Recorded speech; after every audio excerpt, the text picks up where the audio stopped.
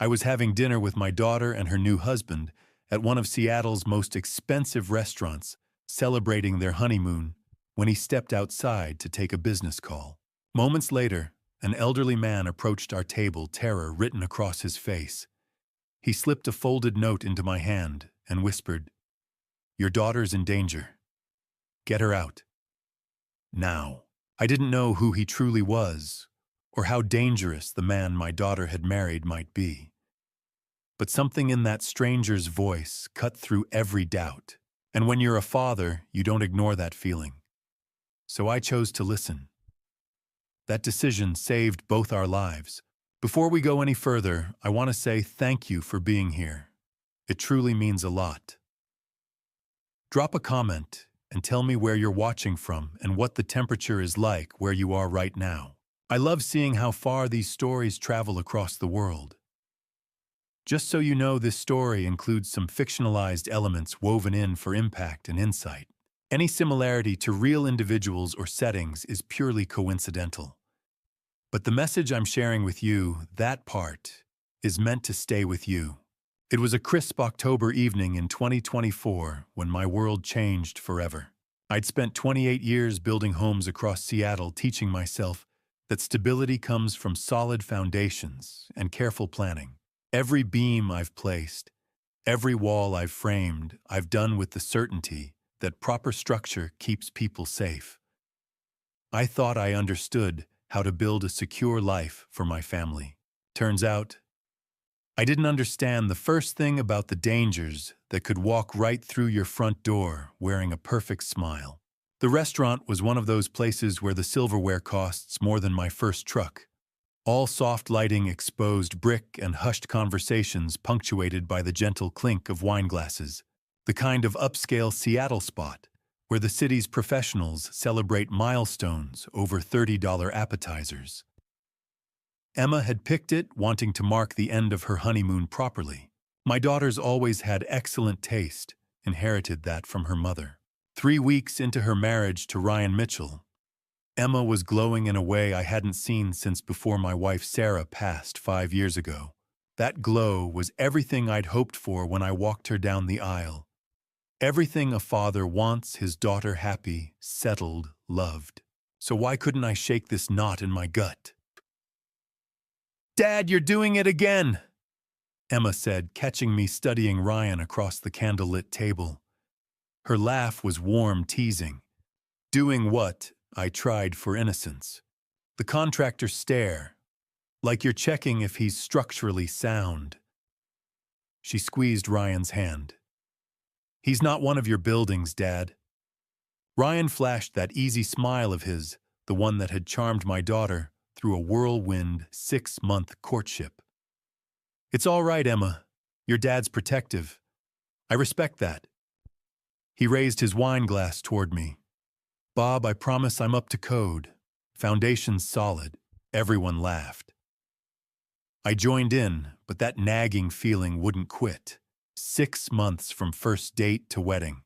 Everything had moved so fast, like a project with an impossible deadline.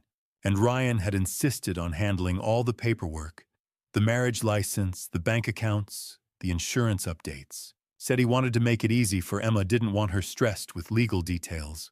She'd signed everything he'd put in front of her, trusting him completely. That's what love does, I suppose. Makes you trust. Emma was describing their honeymoon cabin near Mount Rainier, her eyes bright with the memory when Ryan's phone buzzed. He glanced at the screen, and something flickered across his face just for a heartbeat, like a crack appearing in smooth drywall. "I'm so sorry, honey," he said, already standing. "It's the Henderson account. I really need to take this." On a Friday night, Emma's disappointment was gentle understanding. That's my girl, always accommodating, always kind. Real estate never sleeps. Ryan kissed the top of her head. 2 minutes, I promise." I watched him weave through tables toward the entrance phone already pressed to his ear. The moment he stepped outside into the October drizzle, I felt it, that sensation of being watched. An elderly man at the adjacent table had been sitting alone since we'd arrived, barely touching his soup. I'd noticed him peripherally. You notice things when you've got a daughter. Silver hair, worn cardigan hands that trembled as they gripped a folded piece of paper. And he was staring at Emma with an intensity that made every protective instinct I had flare to life. The old man moved before I could react. He crossed between our tables with surprising speed, his movements urgent despite his age. I tensed, half rising from my seat, but he wasn't looking at Emma anymore. His eyes locked onto mine, and what I saw there stopped me cold. Terror. Pure, desperate terror. His hand shot out and grabbed mine where it rested on the table. His grip was ice cold and surprisingly strong. Before I could pull away, he pressed the folded paper into my palm, his fingers trembling against mine. Your daughter." He whispered, his voice barely audible over the restaurant's ambient noise.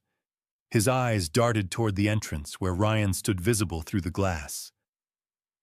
"Read this. When he comes back, you need to be gone." "What are you talking about?" I started, but he was already pulling away. A father always knows," he said louder, now urgent. "Trust that feeling in your gut. Trust it." Then he was shuffling toward the exit, head down, moving like a man who'd just delivered a message he'd been terrified to give. "My dad." Emma's voice cut through my shock. "What was that about? Do you know him?" I stared at the paper burning in my palm. Through the windows, I could see Ryan wrapping up his call, starting to turn back toward the entrance. Maybe 30 seconds before he'd be at our table. My hands shook as I unfolded the paper beneath the tablecloth, hidden from Emma's view. The handwriting was shaky, but legible, written in blue ink. "Your daughter is in terrible danger. The man she married has ended lives before 3 women that I know of. He marries them, takes everything. Then they die in accidents. Check her bank accounts. Check her insurance policies. Check everything he's had her sign. They move fast once they start. There's an address below. Come tonight if you want the truth. Please, I'm begging you, get her away from him, now." Below the message, an address in southeast Seattle. My blood turned to ice. Dad. Emma's concern was real now. "You look pale. Are you okay?" I looked up at her. My daughter, my only child, the person I'd protected from every danger I could imagine since the day she was born. She was smiling at me, that same trusting expression she'd had at 5 when I'd taught her to ride a bike. 3 women. They die in accidents. Outside, Ryan was pocketing his phone, straightening his jacket that practiced smile sliding back into place as he reached for the door. The paper weighed 1,000 pounds in my hand. 28 years in construction had taught me to recognize when a structure was about to fail. That moment, when everything looks fine, but every instinct screams danger. This was that moment. I looked at Emma's trusting face, then at Ryan returning through the crowd, his smile perfect and practiced. Every instinct I'd honed over 58 years told me we had seconds, not minutes. Sometimes a father just knows. I made my choice. The moment Ryan disappeared through that glass door, the clock in my head started ticking. 60 seconds, maybe less, before he'd finish his call and turn around. 60 seconds to convince my daughter to abandon her honeymoon dinner and trust a father's instinct over everything her heart was telling her. I didn't have time for subtlety. "Emma," I said, my voice cutting through her thoughts about the dessert menu. "We need to leave. Right now." She blinked, her smile faltering. "What, Dad? We haven't even..." "Now, sweetheart." I was already standing, pulling cash from my wallet and tossing it on the table. "We're going." "Dad, what's going on? Are you sick?" Through the window, Ryan's silhouette shifted under the streetlights. He angled back toward the entrance. 30 seconds, maybe less. I leaned across the table. "Emma, do you trust me?" She stared at me. "Dad, you're scaring me." I know, I'm sorry. But answer me. Do you trust me? Something in my voice made her really look at me. I watched memories flicker behind her eyes, every promise I'd kept, every nightmare I'd chased away. She nodded slowly. Yes, always. Then stand up and follow me. No questions. Not here. She glanced toward Ryan outside, then back at me. Confusion battled loyalty. But my daughter has never gone back on her word. Okay, she whispered, reaching for her purse. I scanned the restaurant mapping exits. Walking out the front wouldn't work. Ryan would see us the moment he turned around. I needed distraction. I needed movement. I needed chaos. There it was, the red handle near the restrooms. Fire alarm. 28 years in construction meant I knew the consequences. False alarm. Fines. Maybe worse. But my daughter's life was folded in the paper inside my pocket. Sometimes being a good father means breaking the law. Stay close, I said, gripping her hand. Dad, what are you? I didn't answer. I pulled her toward the wall. A waiter tried to stop me, but I was already there, my hand wrapped around the cold metal. For half a heartbeat, I hesitated. Then I pulled. The alarm exploded into sound piercing, relentless. Strobes flashed, turning the elegant dining room into a stuttering nightmare of light and noise. For 1 second, everyone froze. Then panic. Chairs scraped. Glass shattered. People surged toward the exits in a single desperate wave. Beautiful chaos. I pulled Emma into the flow, shielding her with my body, steering us toward the glowing green exit sign over the emergency door. Dad! She shouted. What did you do? Saving your life, I yelled back. We hit the crash bar together and stumbled into the October drizzle. The alley behind the restaurant was narrow and dark, lit only by a flickering security light. The exit alarm joined the symphony, echoing against brick walls. Rain soaked us instantly. Emma stood there, breathing hard, eyes wide. Dad, she whispered. What is happening? Before I could answer, heavy footsteps pounded behind us. Emma. Ryan. I pulled her into the shadows beside a dumpster and pressed a finger to my lips. Through the open door, Ryan's silhouette appeared backlit by flashing lights. He stepped into the alley phone flashlight slicing through the rain. Emma, louder now. Baby, where are you?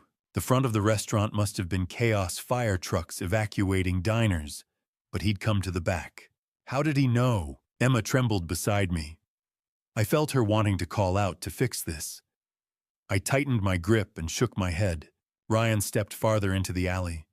The flickering light caught his face. The worried husband was gone. What replaced it was cold and focused.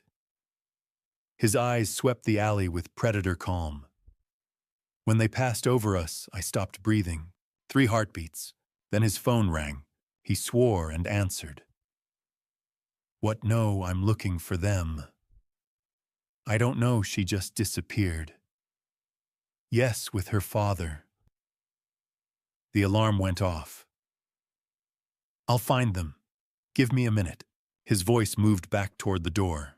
I waited 30 seconds, then pulled Emma from hiding. We moved quickly toward the far end of the alley. My truck was parked a block away. We reached the side street and I glanced back. Through the rain and flashing lights, Ryan pushed through the crowd, out front, scanning faces. For a second, his eyes swept our direction, and his face, God, the charm was gone. The warmth, the easy smile, the perfect son-in-law mask erased. In its place was something colder, patient, calculating.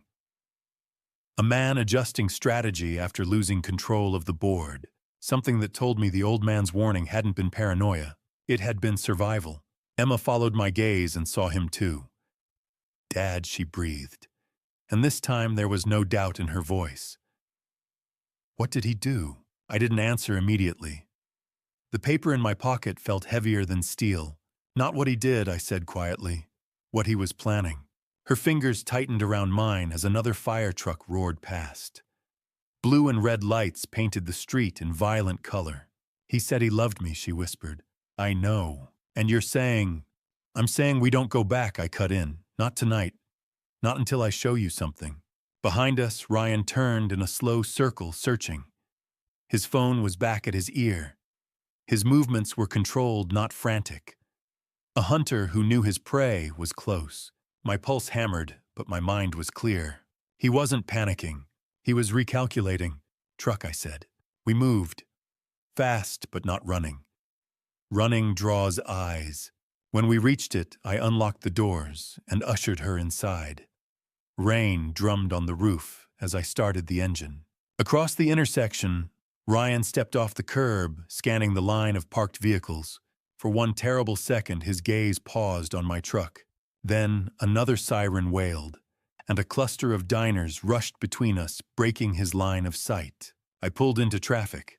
In the rearview mirror, I watched him shrink in the storm of lights and sirens. He stood still in the chaos, phone pressed to his ear face, expressionless. Waiting. Planning. Emma stared straight ahead. Silent now, the trust she'd given me settling like armor around us both. I tightened my grip on the steering wheel. Whatever game Ryan thought he was playing, he'd just learned something important. I wasn't an old man imagining threats in shadows. I was a father who'd seen the predator behind the smile, and I was done pretending I hadn't. My living room should have felt safe. Instead, every shadow seemed to hold a threat I couldn't name yet. We'd driven in silence, Emma staring out the rain-streaked window, while my mind raced through possibilities, each one worse than the last. I'd check the rearview mirror every 30 seconds, watching for headlights that followed too closely, turns that matched ours. Nothing. But that didn't mean we weren't being watched. The house was dark when we pulled up, just like I'd left it that morning, when the biggest worry in my life was finishing the Henderson project on schedule. That felt like a lifetime ago now. Emma followed me inside without a word. I locked the door behind us, threw the deadbolt, checked the windows. Old habits from when she was little, when checking locks was just part of being a dad. Now it felt like preparation for siege. "Dad," Emma said quietly, standing in the middle of the living room in her soaked dress, mascara smudged under her eyes. "I need you to tell me what's happening. Right now." Fair enough. I pulled out the crumpled paper from my pocket, smoothed it on the coffee table under the lamp. We'd both read it at the restaurant, but there was more here than just the warning. Details I hadn't fully processed in those desperate seconds before everything went sideways. "Look at this," I said, pointing to the address scrawled at the bottom. "Southeast Seattle. Someone wants us to go there." Who was that man, Dad? Why did he... Her phone buzzed on the coffee table where she'd set it down. Ryan's name lit up the screen. His photo smiling up at us, that engagement photo from 6 months ago, when everything had seemed so perfect. Emma reached for it. "Don't," I said. "Dad, I have to. He's probably worried sick." The fire alarm, us disappearing. Let him worry. The words came out harder than I'd intended. "Emma, that man at the restaurant told us to check your accounts. Check everything. Before we do anything else, before we talk to Ryan, I need you to look at your bank accounts." She stared at me like I'd lost my mind. "My bank accounts, Dad. What does that have to... Huh? Please." I was begging now, and I didn't care. "Just look. If I'm wrong, if I'm completely crazy, then we'll call Ryan and apologize and figure out what to do about the fire alarm. But if I'm right..." I couldn't finish that sentence. Didn't want to. The phone buzzed again. Second call. Emma looked at it, then at me, then at the note on the table with its shaky handwriting and desperate plea. Something in her face shifted. Maybe she was remembering how Ryan had insisted on handling all the paperwork. Maybe she was thinking about how fast everything had moved. Maybe she was just trusting her father one more time. "Okay," she whispered. "Okay." She grabbed her laptop from her bag, fingers trembling as she opened it. The screen's glow made her face look pale, haunted. She pulled up her bank's website, typed in her password. The phone buzzed a third time. Neither of us answered it. "I'm in," Emma said, her voice tight. "What am I looking for?" See anything unusual, transactions you don't recognize, changes you didn't authorize.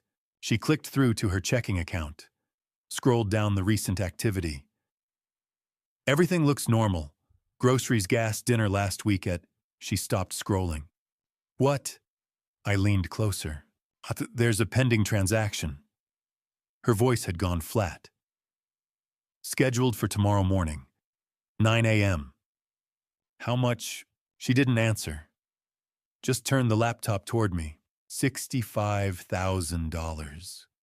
Scheduled transfer to an account I didn't recognize, a string of numbers that meant nothing. But the authorization signature that was Emma's digital signature. The same one she used for everything official. I didn't do this, Emma whispered. Dad, I swear I would never... I know, sweetheart, I know. But my blood had gone cold. $65,000. That was most of her savings, the money she'd been carefully building since she'd started her career, the emergency fund I'd taught her to maintain. Might he click on the details, I said. She did. The transaction details loaded. Authorization date 3 days ago. 3 days into her marriage. The digital signature was definitely hers. I could see the certificate ID, the timestamp, everything that made it legally binding. The insurance papers. Emma breathed. 3 days ago, Ryan brought home a stack of forms. Said we needed to update everything now that we were married. Beneficiary forms, insurance policies. He had his laptop, said he'd handle the digital signatures since I was tired. Her voice was rising now, panic bleeding through. I signed them on his computer. He said it was easier that way. I trusted him. The phone buzzed a 4th time. What else? I asked, trying to keep my voice steady. Check everything. Savings, investments, anything you've got. Her fingers flew over the keys, clicking through accounts, while I watched over her shoulder. Each screen loaded like a punch to the gut. Savings account. New restrictions added 3 days ago. Required secondary authorization for any withdrawals over $500. The secondary authorizer, Ryan Mitchell. Investment portfolio beneficiary, changed from me, her father, the person she'd named when she'd opened the account at 22, to Ryan Mitchell. Changed 3 days ago. Life insurance policy through her work, beneficiary updated. 3 days ago. Every single change bore her digital signature. Every single change was dated within 72 hours of her saying, I do. Oh, this isn't possible. Emma was shaking now, her voice cracking. I signed insurance forms, standard stuff, not this. Not. She looked at me, and for the first time since she was a little girl, I saw her completely lost. Dad, what is this? I thought about the old man's note. 3 women. They die in accidents. I thought about how fast everything had moved. 6 months from first date to wedding. I thought about Ryan's face in that alley, the cold calculation, the predator's patience. This wasn't random, I said quietly, more to myself than to her. This was surgical, professional, planned. The phone buzzed a 5th time, then a 6th, 7th. Emma stared at it. What if he knows? What if running away told him that we know something's wrong, and then we need to know more before we talk to him? We need to understand what we're dealing with. 8th call. Emma's hand hovered over the phone, years of conditioning, telling her to answer, to be the good wife, to smooth things over. Amita, I said, my voice as serious as it had ever been. Look at that screen. Look at what's been done to your accounts. She looked, really looked. And I watched the last piece of innocence crumble from her face. Her phone went quiet. The silence felt heavier than the buzzing had. Dad, she whispered, and her voice was shaking now. Really shaking. What if running was the worst thing we could have done? What if he knows we know? What if... She couldn't finish. Didn't need to. Because we both understood now. This wasn't paranoia. This wasn't overreaction. This was real. The man my daughter had married 3 weeks ago had spent those 3 weeks systematically taking control of every dollar she owned. And if that old man's note was right, the accidents came next. The phone lit up with a ninth call. Neither of us reached for it. "We have to go, now." The words were out before I'd fully formed them. But Emma's question had crystallized everything. If Ryan realized we suspected him, we'd lose the only advantage that old man's warning had given us. The address on that folded paper wasn't just information, it was our lifeline. And every second we hesitated felt like it was burning through my pocket. 10 minutes later, we were in my truck. Emma's overnight bag lay half-zipped in the back seat. I told her to pack light and move fast. Ryan had called twice while she grabbed essentials. We'd watched his name flash across her screen like a threat and let it ring out. The address led us into a part of Seattle where hope seemed thin and houses leaned close together against the October cold. The 30-minute drive carried us through streets that grew quieter, darker, emptier. Emma sat rigid beside me, her phone clutched in both hands. By the time we turned onto the final street, Ryan had called 3 more times. Each one went to voicemail. The house stood on a narrow lot, its silver paint glowing pale in our headlights. A chain-link fence enclosed a carefully tended garden, roses still blooming, a vegetable patch recently worked. Someone here valued details in a neighborhood where most yards had surrendered years ago. Before I could knock, the porch light flicked on. The door opened to reveal the elderly man from the restaurant, the one who'd slipped that paper into my hand hours earlier. In proper light, he looked about 65, silver hair, combed back eyes, carrying a sorrow I'd only seen once before, when I had to tell a client their son wouldn't be coming home from Afghanistan. "Mr. Blake," he said calmly. "Emma, please come in." The fact that he knew our names sent a chill through me. Inside the house was modest but immaculate. Hardwood floors gleamed under warm lamplight. Old furniture well cared for. Lemon polish and fresh coffee lingered in the air, but it was the living room walls that made Emma gasp. Photographs, dozens, arranged in neat rows like a museum display. Young women all about Emma's age, captured in moments of joy, weddings, graduations, mountain hikes, beach vacations. Each picture labeled with a name and dates in careful handwriting. "My name is Henry Foster," the old man said, gesturing for us to sit. His hands trembled faintly as he poured coffee from a waiting carafe. "I know this seems impossible, but everything I'm about to tell you is documented." He moved to the first photograph, a brunette in a white wedding dress smiling at the camera. "Lauren King. She married your son-in-law 10 years ago." He placed a marriage certificate on the table. 6 months later, she died. Carbon monoxide poisoning from a faulty furnace in their rental home. Ruled accidental. He laid out the death certificate stamped by a Seattle medical examiner. Then a property transfer deed. Lauren's inherited house investment accounts. Life insurance, everything passing to Ryan Mitchell. $425,000. Kayla Roberts. He gestured to a blonde in hiking gear on what looked like Mount Rainier. 7 years ago. Married 8 months. She fell during a routine climb on a trail she'd done dozens of times. Authorities ruled it an accident. Another marriage certificate. Another death certificate.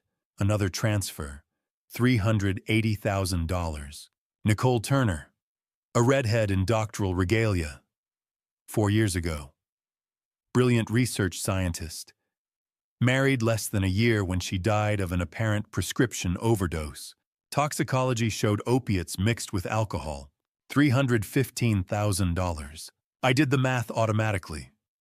That's $1.12 million. Exactly. Henry's voice held steady, but his eyes shone. Each time the same pattern. Fast romance. Marriage within months. Property transfers completed within weeks, sometimes before the wedding. Then an accident. No clear evidence of foul play. Husband inherits everything. Emma had gone pale. But 3 times. That can't just be coincidence. 4. Henry corrected gently, pulling out a thicker folder. The common link is Ryan's mother, Diana Mitchell. She's worked in the city records department for 17 years. Marriage licenses, death certificates, property transfers. Everything passes through her office. She has access to forged signatures, backdate documents, create paper trails that survive scrutiny. He spread documents across the table, Diana's signature appearing as witness or notary on multiple filings. Bank statements, insurance updates, deeds processed through legitimate channels that gave her both access and opportunity. I spent 2 years tracking the pattern, Henry continued. Diana files paperwork. Ryan marries. Assets transfer usually within 2 weeks. Then within 6 to 18 months, there's an accident. Ryan disappears with the money, lets suspicion fade, then resurfaces with someone new. But why? Emma whispered. Why would a mother help her son? Money. Henry didn't soften it. She takes a cut, likely 40%. On 1.12 million, that's nearly $500,000. Enough to justify silence. He didn't need to finish. I looked at the photos again, not as framed smiles, but as women who had trusted the wrong man. Emma's next, I said. Yes. Henry slid forward another set of documents. Property transfer paperwork dated 3 days after Emma's wedding. Insurance policies updated to name Ryan's sole beneficiary. Expected payout $890,000. Emma's breath hitched. She has more assets than the others, Henry said gently. The house you helped her buy. The stock options from her tech company. Her mother's inheritance. Ryan likely sees her as his largest return yet. Emma's tears fell silently. I wrapped an arm around her shoulders. How do you know all this? I asked. How did you know where we'd be tonight? Henry's expression hardened. Because I've been watching Ryan for 2 years. I know his habits, his targets, his timing. He paused. And because I helped him once, the room went still. He stepped to the end of the photo display and tapped a 4th picture, a young woman with dark curls and green eyes laughing at a beach picnic. Amanda Foster, he said quietly. Officially, she died 2 years ago in a single-vehicle accident on Interstate 5. Rainy night, car off an embankment. Ryan collected $750,000 from her estate. He looked directly at me, but she didn't die. She survived, and she's been watching him ever since. Dawn broke gray and cold over Seattle. I'd managed maybe an hour of restless sleep on Henry's worn couch, Emma curled in an armchair beneath a blanket he'd given her. Every time I closed my eyes, I saw the photographs on his wall, Lauren, Kayla, Nicole, smiling faces frozen before futures were stolen. The phone rang at exactly 6. She wants to meet, Henry said without greeting. His voice was different now, hard, efficient. 15 minutes from here. A diner. 6:30. Emma was awake before I ended the call. Amanda. I nodded. Time for answers. The diner sat where an aging industrial strip met tired residential blocks. Nancy's 24-hour cafe glowed beneath a flickering neon sign. The kind of place shift workers used and nobody asked questions. Nancy's silver hair and a tight bun poured coffee without comment. We took a back booth. Emma wrapped both hands around her mug like she could warm herself from the inside out. At 6:32, the door chimed. The woman who stepped in looked nothing like the vibrant figure in Henry's photograph. That version of Amanda had been bright laughing. This one moved carefully, dressed in neutral clothes, shoulders slightly hunched, as if shrinking from notice. But when she slid into the booth across from us, I saw it in her eyes, wariness carved deep. The look of someone who had survived something monstrous. Mr. Blake, Emma. Her voice was quiet but steady. I'm Amanda Foster. Up close, she was mid-30s. A faint scar traced above her collar. How do I know that I asked? How do I know you're not working for Ryan? She didn't react. She simply pulled down her collar. The scar began at her jaw and ran down her neck, pale and unmistakable. Because he did this, she said, and he believes I'm dead. She let the fabric fall and took a sip of coffee. When she spoke again, her tone was level, rehearsed by repetition. 2 years ago, I married Ryan Mitchell. He was charming, attentive, everything I thought I wanted. We met at a tech conference. He said he was in real estate development. 3 months later, we were engaged. 6 months later, married. Emma made a small sound. The pattern mirrored her own. 3 months after the wedding, he suggested a road trip. Cascade Loop. Romantic getaway. Highway 2 toward Stevens Pass. Her hands tightened around the mug. He'd tampered with the brakes and the steering column. When I tried to turn, nothing responded. The car went through the guardrail and rolled down an embankment. You survived, I said quietly. Barely. I was thrown partly through the windshield. That's how this happened. Her fingers brushed the scar. I remember hanging there bleeding. I remember seeing Ryan walk around the car. He looked at me for maybe 10 seconds. Emma whispered, "He checked if you were dead." He walked away, Amanda confirmed. Up the embankment. A car was waiting on the road. He got in and they drove off. Nancy refilled our mugs and disappeared again. I crawled into the trees before I passed out. A hiker found me 2 hours later. EMTs said 30 more minutes, and I wouldn't have made it. But you let everyone think you died, I said. I was admitted as Jane Doe. No ID.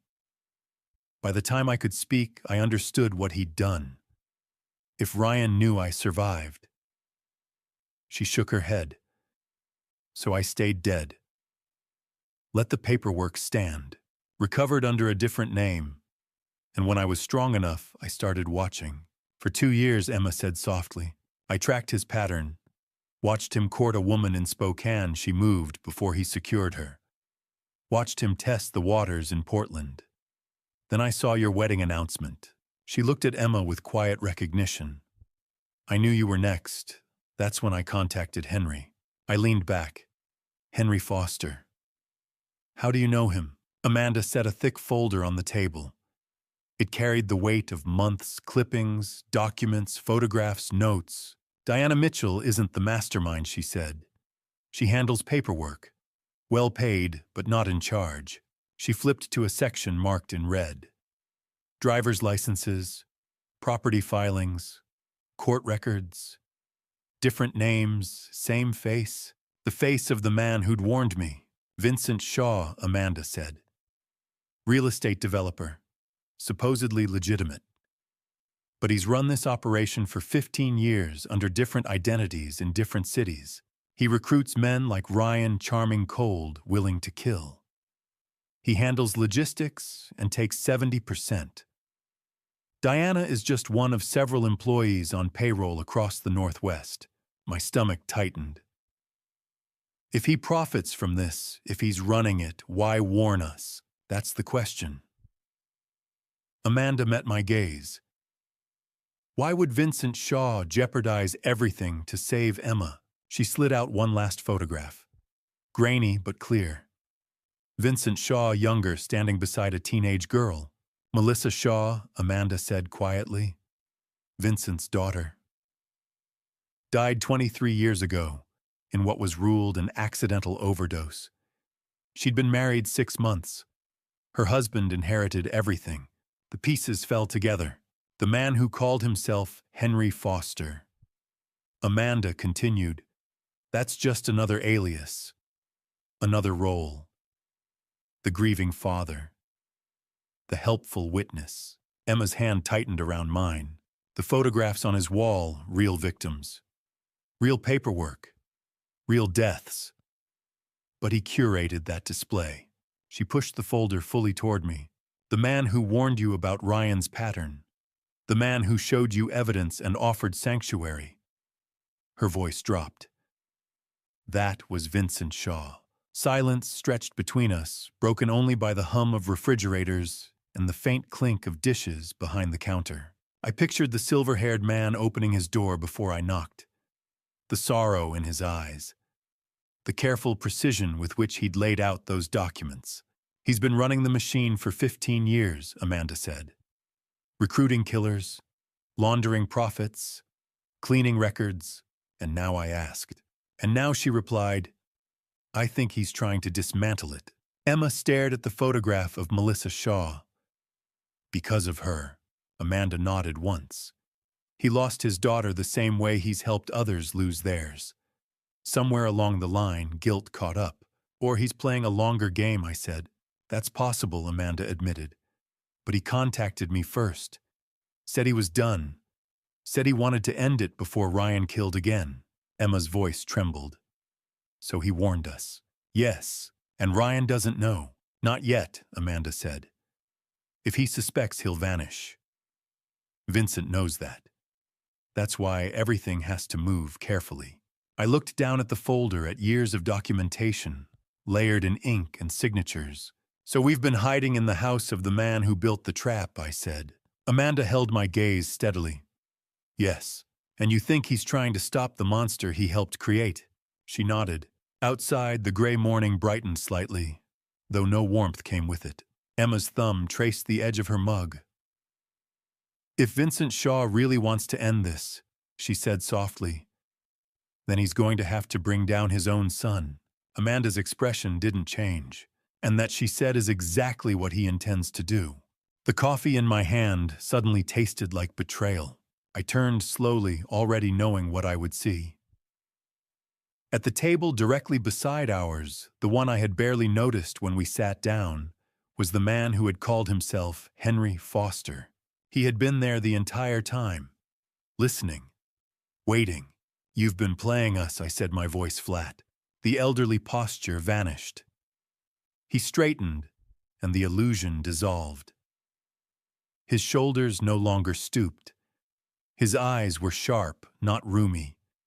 Even his voice when he spoke carried no tremor. Guilty, Vincent Shaw said smoothly. But I also saved your daughter's life. At least for now. Emma's hand found mine under the table, her grip tight. Why, Amanda asked quietly. Why reveal yourself now? We could have walked away believing Henry was just another grieving father. Because we're past subtlety, Vincent replied. And because Bob needs to understand the choice in front of him. I'm not making any deals with you, I said. You haven't heard the terms. He leaned back comfortably. I've been running operations in the Pacific Northwest for 15 years. Tech executives, federal contractors, people with complex estates and clean public profiles. 1 or 2 cases a year, different cities spaced out enough to avoid patterns. The FBI has a file on me. It's thin. He gestured dismissively. Diana Mitchell, on the other hand, is sloppy. 4 victims in 10 years, same region. Greedy. Property transfers 3 days after a wedding that draws federal attention. And federal attention in Seattle is bad for my interests elsewhere. So you want her removed, Amanda said. I need her removed. But I can't do it directly. If she disappears, I'm the first suspect. However, he smiled, a concerned father uncovering a murder conspiracy. That's civic responsibility. You manipulated everything I said. The warning, the house, the photographs, Amanda. Vincent saved me, Amanda said quietly. I turned to her. 2 years ago, I should have died on that mountain road, she continued. He had someone watching Ryan for separate reasons. When the crash happened, his people pulled me out and got me to a hospital. I survived because I agreed to help when he called in the favor. I gave you information, Vincent said. You chose how to act. You ran from the restaurant. You came to the house. You believed what you saw. I opened doors, and now I asked. You expect me to take Diana down for you. I expect you to save your daughter. He pulled out his phone and turned the screen toward us. A live feed. Ryan's car parked outside a building I knew too well, Emma's apartment complex. He's been circling since midnight, Vincent said calmly. He knows something is wrong. Diana will give the order within 24 hours. Maybe less. Emma went pale. You have two options, Bob Vincent continued. Option 1. You work with me. We expose Diana completely. I provide additional evidence, things Amanda doesn't have. You take it to authorities. Diana goes to prison. Ryan follows. Your daughter lives. I disappear. And option 2. You refuse. You go to the police with what you have now. It's not enough for murder, maybe financial fraud at best. Diana and Ryan panic. They accelerate. And Emma becomes victim number 5. He stood buttoning his coat with precise calm. You have until 7 a.m. tomorrow. That's when Diana moves regardless. I know her patterns. And if I turn you in instead, I asked. Vincent smiled faintly. Henry Foster doesn't exist. The house you visited has already been scrubbed. You can try, but time spent chasing me is time Ryan uses planning your daughter's accident. He stepped toward the door. Amanda followed silently. At the threshold, he paused. Choose wisely, Bob. My way, Diana goes to prison. Your way. He shrugged. Ryan finishes what he started. The door chimed behind them. Through the window, I watched Amanda slide into the driver's seat of a black sedan, Vincent beside her. They merged smoothly into morning traffic. Nancy returned, topped off our coffee, and left the check face down. The fluorescent lights buzzed. A low radio played classic rock. The world continued as if nothing had shifted. Dad. Emma's voice trembled. What do we do? I watched the sedan disappear around a corner. 24 hours. The sun climbed higher, stretching shadows across the parking lot. 24 hours to decide whether to make a deal with a crime boss or risk my daughter's life. Two predators. Both dangerous. Both wanting the other gone. Vincent had called Diana sloppy, greedy, drawing attention. He had also made one mistake. He had assumed I would choose between them. But maybe the way to beat two hunters wasn't to ally with one. Maybe it was to turn them on each other. I looked at Emma, brave, frightened, alive. I think I said slowly, we let them believe we're choosing. Her brow furrowed. What does that mean? It means we make Vincent think we're working with him. We make Diana think we're running scared. And we give both of them just enough truth to make them doubt each other. Emma stared at me, understanding dawning. Divide them, she whispered. Yes. Vincent relied on patterns. Diana relied on paperwork. Ryan relied on control. If we disrupted all three at once, maybe they'd turn inward instead of outward.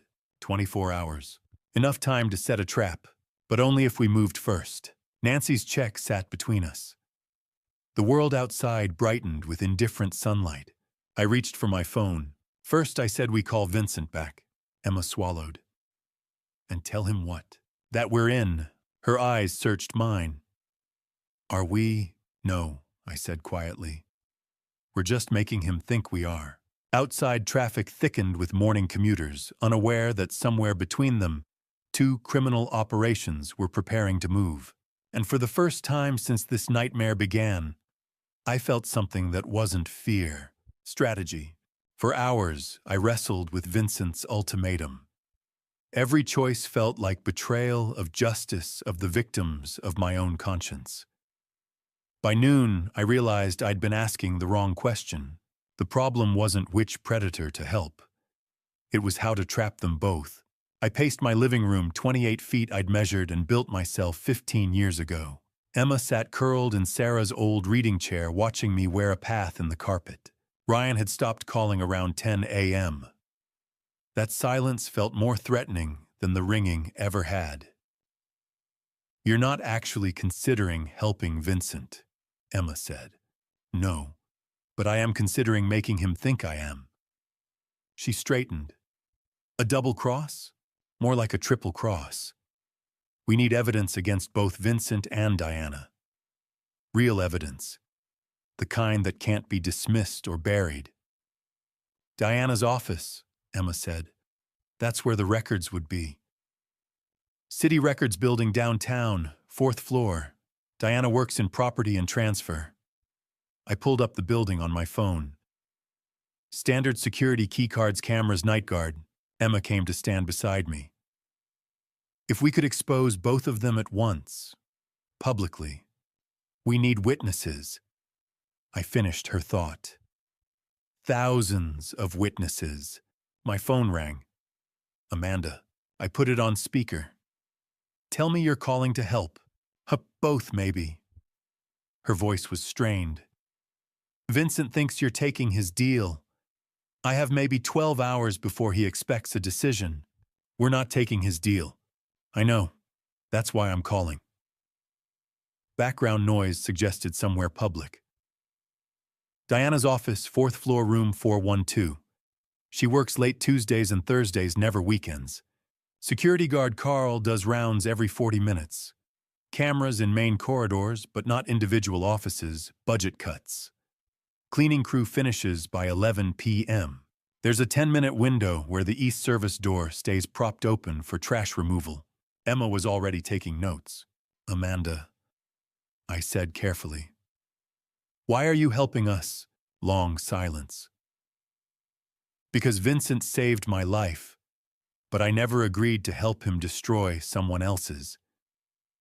If you're planning what I think you're planning, maybe this ends. Maybe all of it ends. She hung up. Emma looked at me.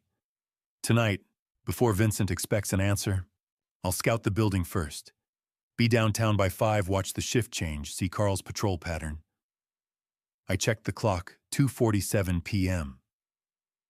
Get a sense of the layout, find blind spots. And tomorrow, Emma's voice shook. Vincent's deadline is tomorrow morning. This was the part I'd been dreading. Tomorrow you go back to Ryan. Dad, just for a few hours? Morning coffee? Act like everything's fine, like you overreacted about the restaurant. Take pictures if you can. But mainly, you buy us time. You want me to be bait. I want you to be an actress. The best one he's ever seen. I took her ice-cold hands in mine. By the time he realizes something's wrong, we'll already have what we need. And when we go public, and we will go public, you'll be somewhere safe with witnesses around you. How do we go public in a way they can't stop? I thought about the photos on Vincent's wall, the spreadsheet with Emma's name and a dollar figure beside it. I thought about Lauren King and Kayla Roberts and Nicole Turner, women who died in shadows while the world went on unknowing. Yeah, we make sure the whole world is watching, I said. Live in real time. So many people, there's no way to hide it. Understanding dawned. A live stream.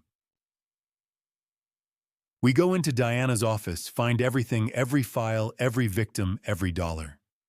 Document it on camera. Then wait for them to come to us. Vincent, Diana, Ryan, all of them walking into a trap with thousands watching. They'll never let us broadcast from inside. They won't know we're broadcasting until it's too late. I started a voice memo on my phone. This is Bob Blake. October 15th, 2024, 3:02 p.m. My daughter Emma and I are about to expose a criminal conspiracy involving multiple deaths and millions in fraud.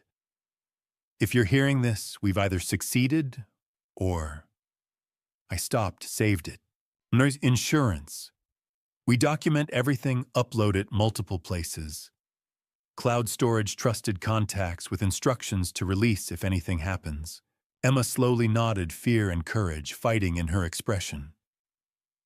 If Ryan suspects, I thought about 3 women who'd trusted him, about Amanda's scar, about my daughter's name on that spreadsheet like she was already dead.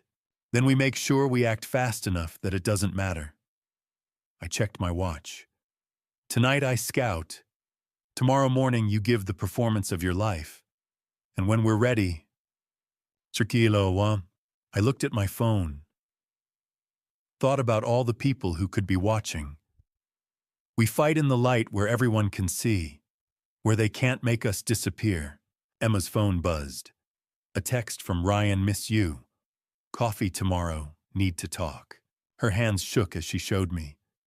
Perfect, I said. Tell him yes. 10 a.m. that cafe near his place. Public, lots of people, she typed with trembling fingers. Yes. I'm sorry about the other night. We should talk, 10 a.m. Ryan's reply came instantly. Can't wait. I love you. Emma stared at those 3 words like they were a death sentence. Like we're going to end this, I told her. Tonight we get evidence. Tomorrow you keep him distracted. Then we bring it all down where everyone can see, Vincent and Diana both. She looked up at me, and I saw her mother in her face, that same stubborn determination. Okay, Emma said. Let's do it. Outside afternoon sun descended toward evening. Somewhere across the city, Vincent waited for an answer he'd never get. Diana shuffled papers at her desk business as usual. Ryan planned his next move, thinking he had all the time in the world. They were all wrong. By this time tomorrow, the whole world would know their names, and this time the victims would have witnesses. The afternoon after our break-in, watching Emma prepare to walk back into Ryan's trap, was the hardest thing I'd ever done. We had evidence safely backed up in the cloud files. Photographs, Diana's spreadsheets showing every victim and every dollar. Now we needed to buy time before making our final move. Emma stood before her bedroom mirror practicing her lines like an actress preparing for opening night. Hey, I'm sorry. My dad just... He panicked, you know. I watched from the doorway, my chest tight. You can still back out. She met my eyes in the reflection. No. Those women, Lauren, Kayla, Nicole, they trusted him completely. That's why they died. I'm walking in there knowing exactly what he is. That's my advantage. She pulled out her phone, stared at Ryan's name in her contacts. 36 hours since she'd last spoken to him. 36 hours he'd been wondering, worrying, possibly planning. She hit dial. Ryan. Her voice was perfect, hesitant, apologetic, young. I'm so sorry. I could hear his voice through the speaker relief mixed with something else. Something calculating. Emma, thank God. Where are you? I've been losing my mind. Dad had some kind of panic attack. Made me scared of everything. Can we meet? I need to see you. Of course. The cafe, 2 o'clock. Perfect, I'll be there. She hung up and looked at me. He bought it. He wants to believe it, I said. That makes him vulnerable. I followed from a distance, parking across the street, where I had a clear view through the cafe windows. My phone was recording insurance documentation evidence if anything went wrong. Ryan arrived 5 minutes early. Through the window, I watched him choose a table with sight lines to the door, check his phone, twice run his hand through his hair. If I didn't know better, I'd think he was a nervous man in love. Emma walked in at exactly 2 p.m. Ryan stood immediately, his face transforming into perfect concern. He pulled her into a hug that looked tender, protective. She didn't pull away, my brave girl. They sat. I couldn't hear the words, but I could read the scene. Emma's body language hesitant, confused, apologetic. Ryan's understanding, forgiving, loving. The perfect husband, whose wife had been temporarily led astray by her overprotective father. He took her hand across the table. She let him. They talked for 20 minutes. Coffee arrived. Emma laughed once, a performance so good I almost believed it myself. Ryan's posture relaxed incrementally. Whatever doubts he'd harbored were being carefully dismantled by my daughter's acting. Then Ryan leaned forward, said something that made Emma nod. He gestured toward the street, toward his apartment building 3 blocks away. She hesitated, perfectly calibrated uncertainty, then agreed. They stood. He paid. His hand settled on the small of her back as they walked out. I waited 30 seconds, then followed.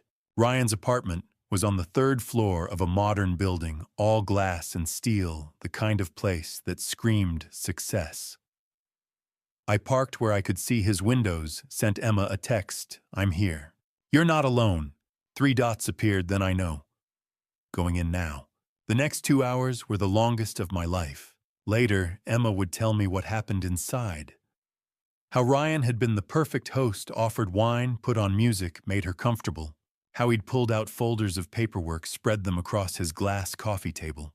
Hiding insurance updates, he'd said. We should finalize these soon. Standard beneficiary changes for married couples. Emma had played confused. This looks complicated. Dear, trust me, it's routine. We just need to complete them within the next few days. She'd pretended to read the forms, while her phone, hidden in her purse with the camera lens exposed, silently photographed everything on the table.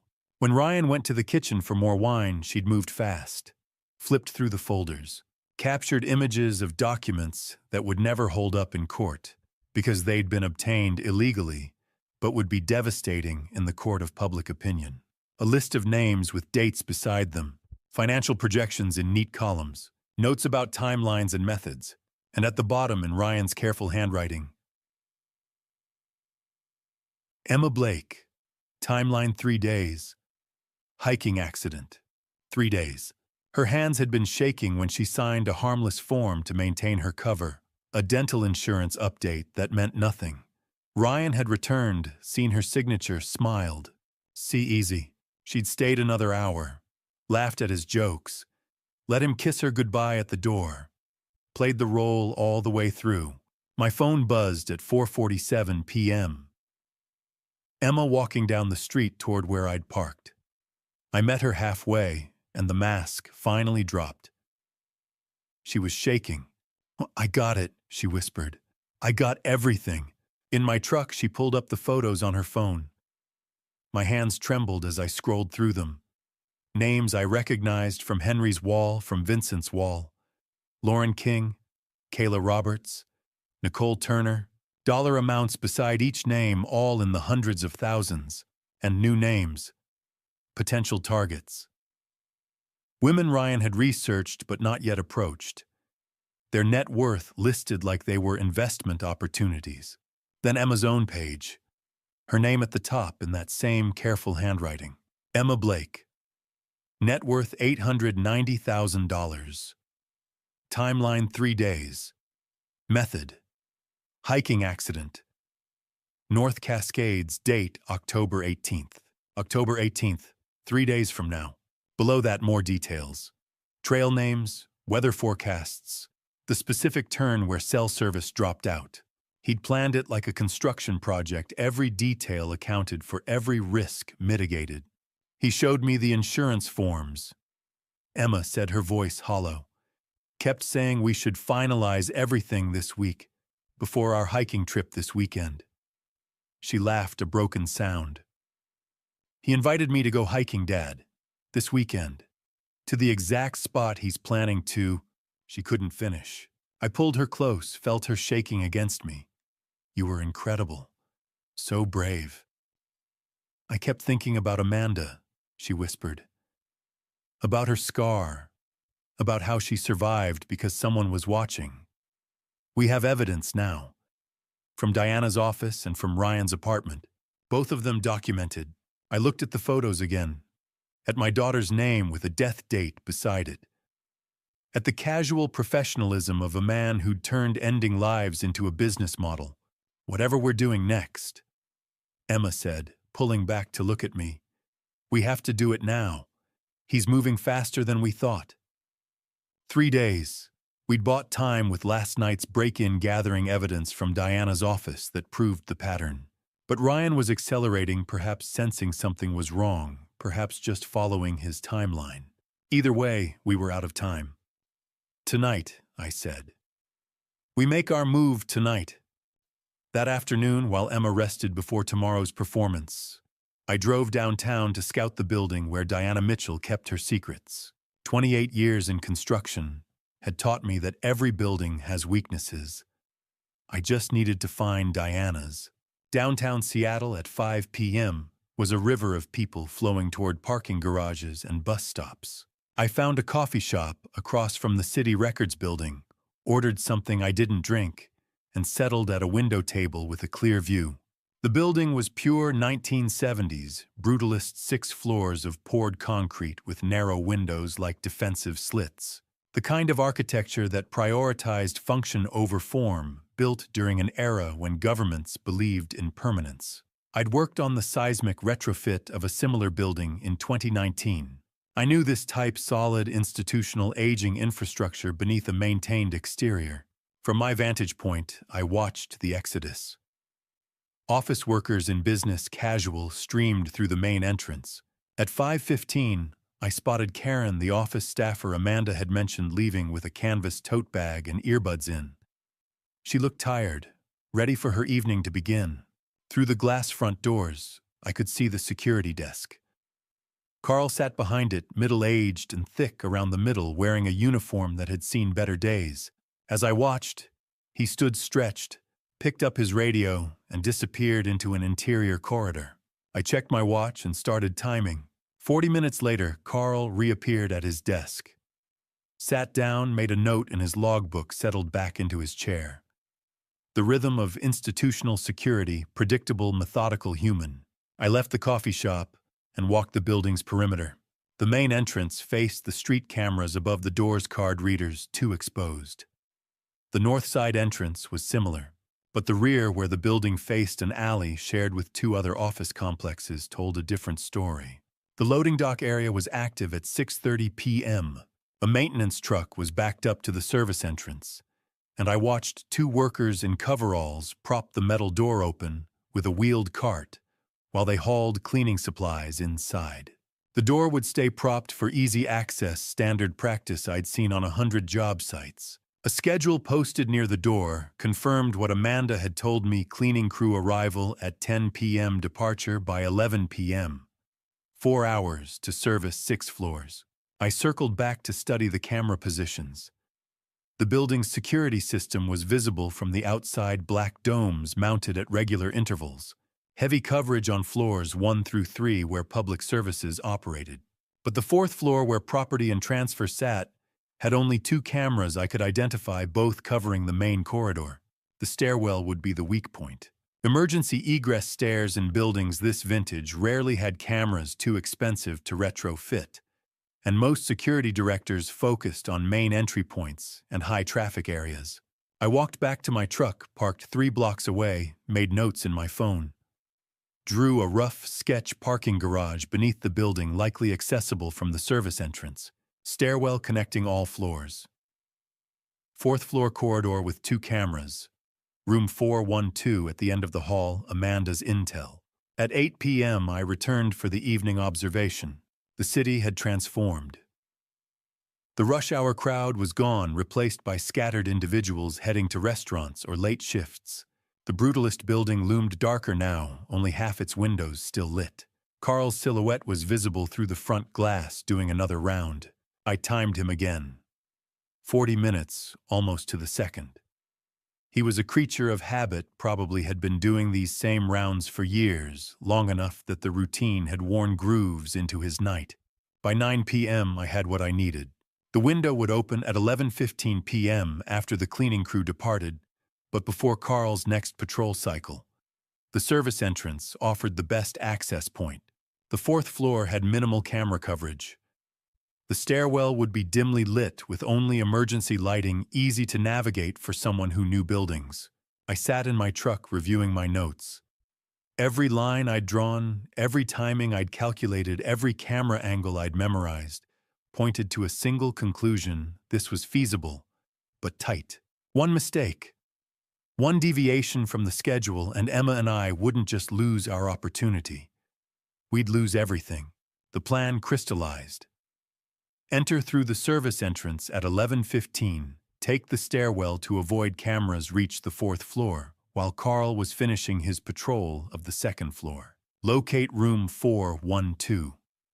Gather what we could in approximately 20 minutes, exit before Carl's next round began at midnight. 20 minutes to document years of fraud. 20 minutes to gather evidence against both Diana and Vincent. 20 minutes to save my daughter's life. I started the engine. Time to go home, rest for 2 hours, and then attempt the most dangerous thing I'd ever done. Not because I was brave, not because I knew what I was doing, but because Emma's name was on a spreadsheet in that building with a dollar figure next to it, like she was already dead. Because 3 women before her had trusted the wrong man and paid with their lives. Because Amanda Foster had survived against impossible odds and deserved to see justice done.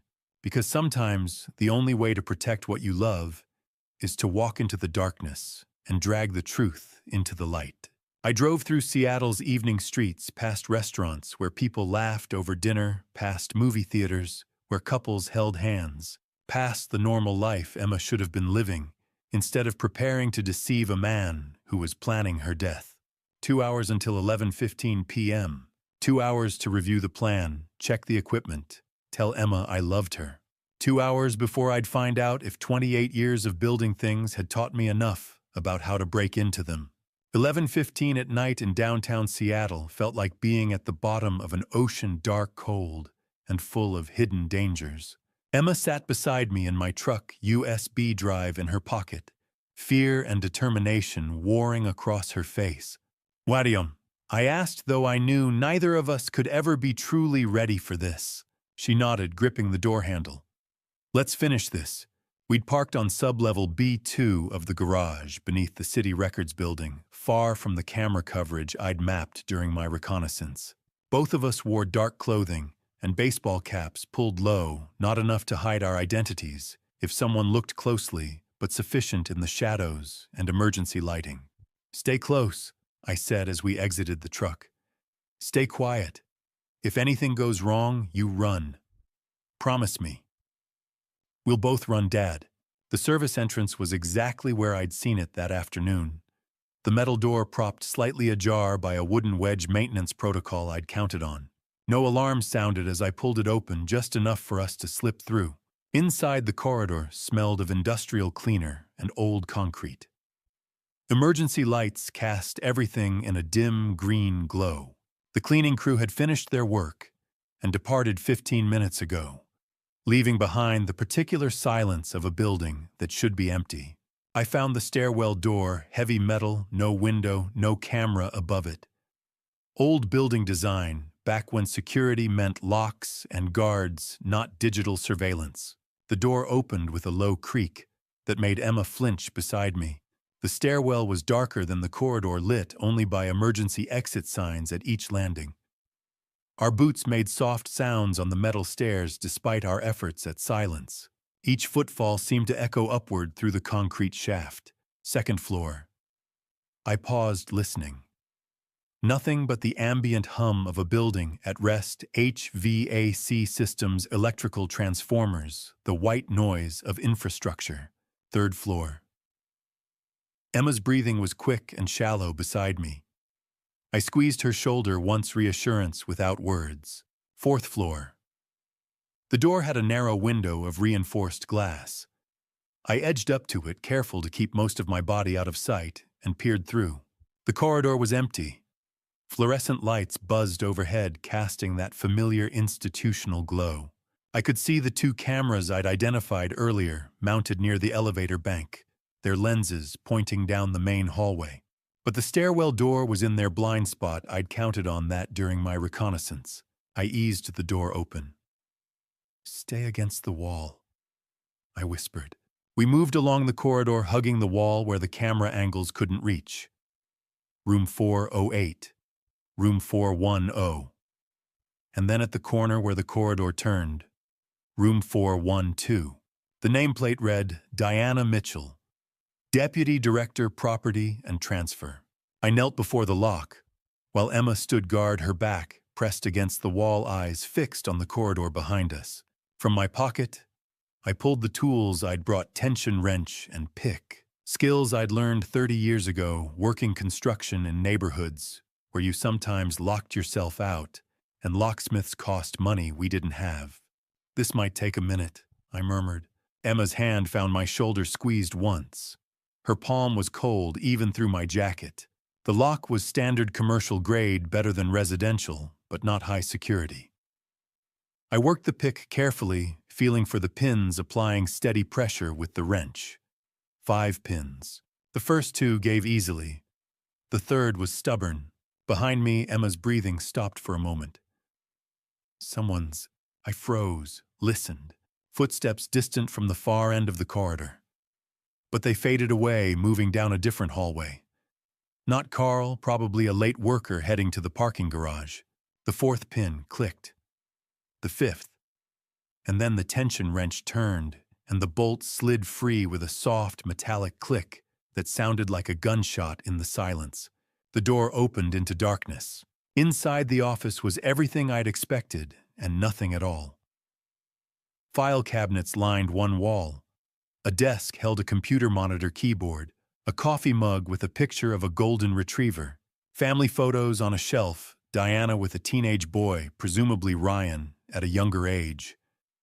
Everything was neat, organized, mundane, the banality of evil, I thought. This could be anyone's office. You'd never know from looking that murders had been planned here, that lives had been reduced to spreadsheets and property transfers. "I'll take the files," I said quietly. "You handle the computer." Emma moved to the desk, pulled out the USB drive, and plugged it into the tower beneath the monitor. The screen bloomed to life, casting blue light across her face. Her fingers moved across the keyboard, with the swift confidence of someone who'd spent years in user experience design, understanding systems, finding pathways. I moved to the filing cabinets, tried the first drawer locked. Of course it was locked. I pulled out my tools again, applied the same technique. The cabinet lock was simpler than the door meant to deter casual snooping, rather than determined intrusion. It opened with a quiet, metallic groan. Inside folders were arranged by year, each tab labeled with initials. I pulled 2020 Lauren King's file. The marriage certificate was on top, official and legitimate looking. Beneath it, the death certificate, cause of death listed as accidental carbon monoxide poisoning. Property transfer documents showed her grandmother's house investment accounts, life insurance, all passing to Ryan Mitchell. Everything Diana needed to steal a life filed away, like it was just another day at the office. "Dad." Emma's whisper was urgent but controlled. "I'm in. There's so much here. Spreadsheets, emails, scanned documents. Years of this." I checked my watch, 11:28 p.m. Carl's next patrol would bring him to the fourth floor in 12 minutes.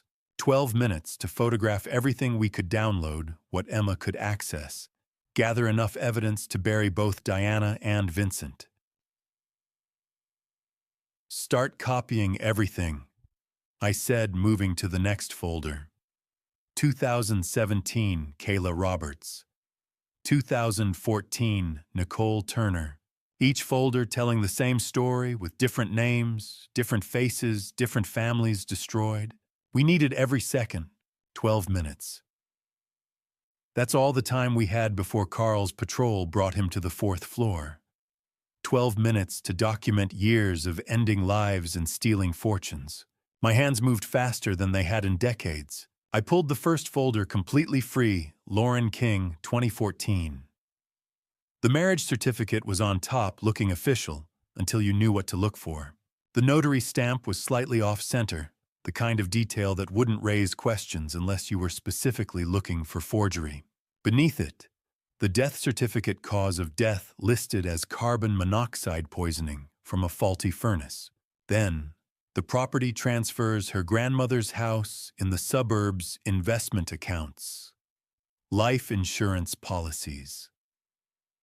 Total value $425,000, all passing to Ryan Mitchell. I photographed every page with my phone, forcing my hands steady despite the adrenaline. Each document was a piece of a woman's life reduced to paperwork and profit. Behind me, Emma's fingers flew across the keyboard, the soft clicks punctuating the silence like a countdown timer. I moved to the next folder. Kayla Roberts, 2017. Marriage certificate, death certificate this time, a hiking accident on Mount Rainier. Property transfer documents, $380,000. More notes in Diana's handwriting, detailing which stamps she'd used, which documents required backdating, which officials had signed off without looking too closely. Dad. Emma's whisper was tight with shock. I'm in the main database. There's a spreadsheet. Projects.xlsx. I glanced over while sliding out the third folder. Emma's face was illuminated by the monitor's blue glow, her eyes wide. It's not just 3 victims, she breathed. There are preliminary research files on 6 other women. Women with assets, women who fit the profile. She's been hunting. Nicole Turner, 2020. The pattern repeated: marriage, death by prescription, overdose, property transfer. $315,000. Diana's notes were more detailed here, including copies of the forged prescription forms, documentation of how she'd backdated the paperwork to make everything appear legitimate. $1.12 million stolen from 3 dead women, documented in neat folders like they were just another day at the office. So copy everything, I said quietly. Multiple backups. Emma's USB drive was already working. Uploading to Dropbox and Google Drive. Multiple accounts. Even if they find one, we'll have copies. I checked my watch, 11:35 p.m., 5 minutes before Carl would be at the elevator pressing the button for the 4th floor. I photographed the last pages of Nicole's folder, Diana's step-by-step notes on how to process fraudulent death certificates, which county offices had lax verification procedures, which stamps could be forged with simple tools ordered online. It was the instruction manual for murder filed away like a recipe collection. 87%, Emma whispered, watching the upload progress bar. 92%. I carefully returned the folders to their exact positions, making sure the tabs aligned perfectly. Any sign of disturbance, and Diana would know someone had been here. There's more, Emma said, her voice shaking slightly. A folder called Future Targets. 4 women in Seattle. Names, addresses, net worth calculations, relationship status. She's been researching them. Is your name? No, not yet. Emma's fingers flew across the keyboard, taking screenshots. But these women... Dad, we have to warn them. After we're done with Diana, we have to... We will. I moved to stand behind her, watching the screen. 4 photographs, 4 profiles. Women going about their lives, unaware that someone was calculating their worth and planning their ends. 96%, Emma reported. Almost there. I scanned the office one final time, making sure everything was exactly as we'd found it. The coffee mug with the golden retriever, the family photos, the neat stacks of paperwork. No sign that we'd been here except for the files now uploading to cloud servers across the internet. 98%, 99. My watch showed 11:38. 2 minutes until Carl reached this floor. We needed to be in that stairwell, moving down and away before he stepped out of the elevator. 100%, Emma breathed. It's backed up. Multiple copies. They can't erase this. She ejected the USB drive, shut down the computer properly. No sudden power-offs that might leave traces in the system logs. I gathered my tools, returned them to my pocket. Everything had to look undisturbed, unremarkable. Let's go, I said. But Emma had frozen at the computer, her hand still on the mouse, staring at the screen. Dad. Her voice was barely audible. There's one more file. Diana's personal notes. Not in the projects folder. Hidden in a subfolder labeled Insurance.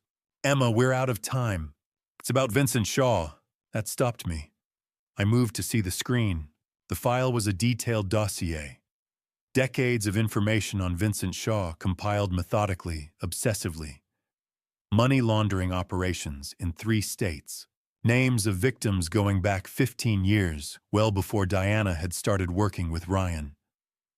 Financial records showing Vincent's cut from various projects totaling millions. Contact information for law enforcement agencies. Federal investigators, journalists who'd covered similar cases. Diana wasn't just working for Vincent Shaw. She was building a case against him. Oh, this is... Emma scrolled through page after page. This is everything. Bank accounts, property holdings, aliases he's used. She's been documenting his entire operation. If this got out, Vincent would go to prison for life. Or if Vincent found out she had this, I said slowly, he'd make sure she never had the chance to use it. Emma looked up at me, horror and understanding mingling in her expression. She's planning to betray him. Take him down and eliminate her competition at the same time. I checked my watch, 11:39. 1 minute. Copy it, I said. Fast. Emma's fingers flew. The file was large years of compiled evidence, but she managed to save it to the USB drive in 40 seconds. The longest 40 seconds of my life. Done, she said, ejecting the drive. We moved to the door. I eased it open, checked the corridor. Empty. The elevator display showed Carl on the 3rd floor ascending. Go, I whispered. We slipped out of room 412, leaving everything exactly as we'd found it. Everything except the digital copies now stored in 3 separate cloud accounts on a USB drive in Emma's pocket and backed up to my phone. We'd come for evidence of Diana's crimes. We were leaving with something far more dangerous, proof that could start a war between 2 criminals, each with everything to lose. The stairwell door closed behind us, just as we heard the elevator chime. We almost made it. The evidence was backed up. The room looked untouched, and we were 10 seconds from the door when I heard footsteps in the corridor. Not Carl's steady patrol rhythm. These were faster, purposeful, angry. They stopped outside room 412. I grabbed Emma's arm and pulled her behind the desk. We crouched, barely breathing. Beneath the door, 2 shadows blocked the hallway light. The handle turned. Fluorescence snapped on blinding. Ryan Mitchell stood in the doorway.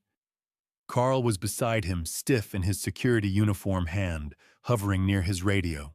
Motion sensors, Bob. Ryan's voice was stripped of charm, cold and precise. 4th floor triggered 20 minutes ago. Did you think I wouldn't monitor my own building? I stepped out, shielding where Emma hid. Stay away from my daughter. Ryan's smile was thin as wire. Your daughter. She's my wife. Legally, what's hers is mine. You're the criminal who broke into a government office? He glanced at Carl. Isn't that right? Carl shifted uneasily. Mr. Mitchell, should I call the police? Not yet. Ryan's eyes stayed on me. Let's see what they thought they could steal. We didn't steal anything, I said, backing toward the desk. No. He entered the room with calm, rehearsed grace. Then why break into my mother's office in the middle of the night? His gaze flicked past me. Where is she, Bob? Where's Emma? Emma rose from behind the desk. For a heartbeat, surprise cracked his mask. Then it returned. I'm right here, she said, voice steady. And I know exactly what you are. His face softened into concern, so convincing it might have fooled anyone else. Emma, sweetheart, whatever your father told you. Lauren King, she cut in. Kayla Roberts, Nicole Turner. Should I keep going? The mask shattered. What remained was pure calculation. No remorse, no hesitation, Carl Ryan said quietly. Lock the door. Carl hesitated. Sir, I don't think... Lock the door. Training overrode instinct. The lock clicked.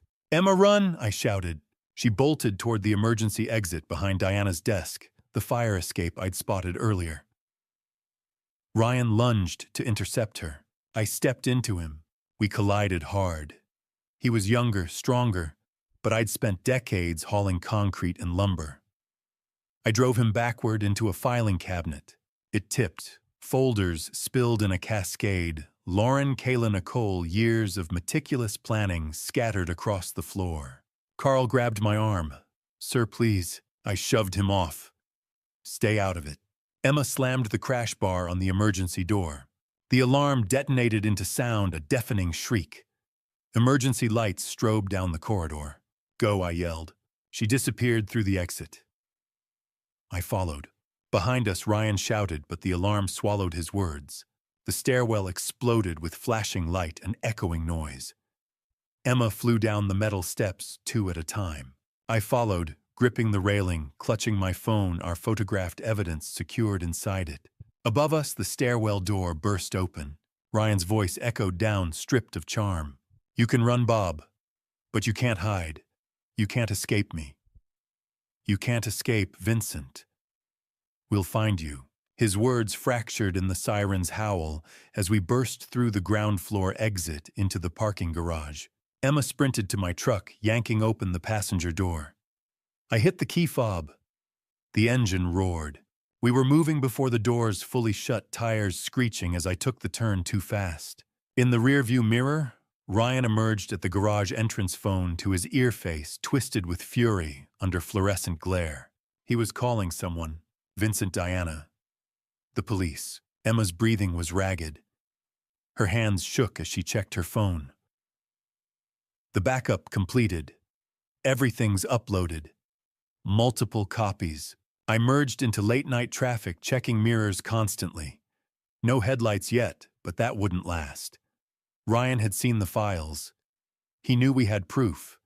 He'd call Vincent, call Diana. They'd all know. Dad. Emma's voice was small.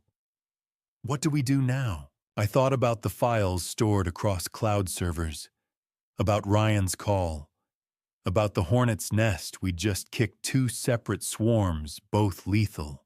Now, I said, forcing calm into my voice, we make sure the whole world sees it, before they can stop us. Downtown Seattle shrank in the rearview mirror. Somewhere behind us, Ryan Mitchell was mobilizing whatever resources he had left. Vincent Shaw was likely learning that his operation had been exposed. Diana Mitchell would soon discover her office had been breached. The hunt had begun. And this time we weren't just running. We were carrying the truth. We drove for 20 minutes, taking random turns through Seattle's late-night streets, until I was certain no one was following. When we finally pulled into the parking lot of a 24-hour diner on the city's outskirts, my hands were shaking so badly I could barely turn off the engine. Nancy, the name on her tag identified her as the night shift waitress, looked about 50, her kind face weathered by years of long shifts. She poured coffee without being asked, movements efficient and practiced. We slid into a corner booth. I took the seat with my back to the wall so I could watch the entrance. Old habits from construction jobs in rough neighborhoods. Always know your exits. Emma stared at her phone, the glow lighting her exhausted face. Dad, it's blowing up. 15 missed calls from Ryan? 10 from a number I don't recognize? Don't answer. The coffee burned my tongue, but I drank it anyway, needing something solid. We need to think. Think about what her voice trembled with exhaustion and fear. They know we have the evidence. Vincent gave you until 7 a.m. That's 6 hours. Ryan knows we know. Diana will see her office in the morning. We can't keep running. I pulled out my phone and scrolled through the photos. Lauren King's marriage certificate. Kayla Roberts' death certificate. Nicole Turner's property transfers. Years of calculated theft and planning now backed up across cloud servers. What if we just send it to the police? Emma asked. Vincent has connections. Diana works inside the system. She's been processing fraudulent paperwork for years without getting caught. They'll bury the evidence or bury us before it sticks. Silence settled heavy between us. Around the diner, life continued. A truck driver at the counter nursing his coffee. A young couple holding hands in a booth. A group of nurses laughing over pie. Ordinary people living ordinary lives, while we sat with proof of multiple deaths and no clear way to use it. Nancy returned with the pot. You two all right? Looks like one hell of a night. We're trying to figure something out, I said carefully. She smiled kindly. Well, I hope you've got people on your side. World's a scary place to face alone. Her words lingered after she moved on. Emma was absently scrolling when she suddenly froze. Dad. What? What if Nancy's right? About what? People on our side. She turned her phone toward me. Last year, a whistleblower live-streamed corporate fraud. Thousands watched in real time. The company couldn't bury it because too many people saw. Something clicked. Live stream. Witnesses. Vincent couldn't intimidate everyone. Diana couldn't rewrite records already broadcast to thousands. We don't choose between Vincent and Diana, I said slowly. We expose both. Live. In front of everyone. Emma's eyes brightened for the first time that night. They can't silence 10,000 people. Or 50,000. If we go public fast enough, it's unstoppable. I pulled out my phone and opened Facebook, an app Emma had set up for me years ago, so I could see her photos. I've never done this. I have. She slid beside me and began tapping across the screen with confident speed. Facebook, Instagram, Twitter. We can stream to all of them. Multi-platform. When you go live, I'll share it from my accounts. We tell everyone to share it. We make it viral. She configured the stream settings, explained viewer counts, comments, shares. Her UX design training made her fluent in a language I barely spoke. When I asked, she checked the time. 1 a.m. now. Before Vincent's deadline. Before Ryan organizes anything. She hesitated. We go back to that building. Confront Diana. With the world watching. She might call the police. Good. Her jaw set in a way that reminded me of her mother. Let her. Let Ryan show up. Let Vincent try to stop us. Every second will be recorded. They can't make us disappear if everyone's watching. I looked at my daughter, brave enough to walk back into danger for proof, exhausted but unbroken.